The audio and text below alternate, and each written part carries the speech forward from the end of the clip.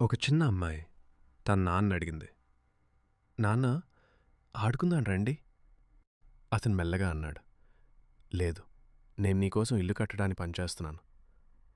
మరొక రోజు, నాన్న నాకు ఒక కథ చెప్తారా? అతను తల కూడా ఎత్తకుండా అన్నాడు, నేను నీ కాలేజ్ కోసం డబ్బు సంపాదిస్తున్నాను. రోజులు గడిచాయి, సంవత్సరాలు గడిచాయి. ఆ చిన్న అమ్మాయి నెమ్మదిగా అడగడం మానేసింది. కాలం గడిచింది. ఆమె పెద్దయింది. చదువు పూర్తి చేసింది. మంచి ఉద్యోగం కూడా సంపాదించింది.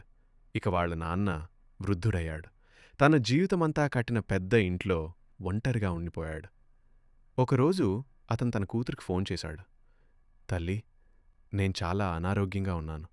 నా చివరి రోజుల్లో నన్ను చూడ్డానికి రా. ఫోన్లో నిశ్శబ్దం.